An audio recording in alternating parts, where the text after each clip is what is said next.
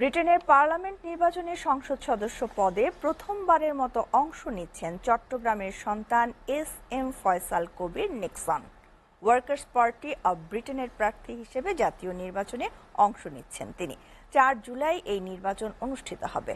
ফয়সাল কবির 2016 সাল থেকে ইংল্যান্ডের ম্যানচেস্টার শহরে বসবাস শুরু করেন।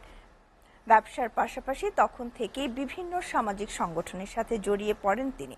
এক পর্যায়ে গ্রেটার ম্যানচেস্টার চট্টগ্রাম অ্যাসোসিয়েশনের চেয়ারম্যানও নিযুক্ত হন তিনি।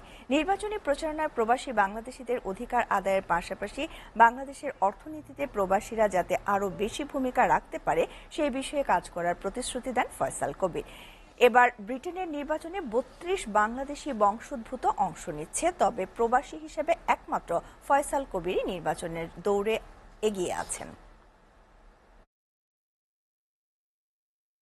বাংলাদেশিরা কোন ধরনের কোন রিকগনাইজেশন পায় না।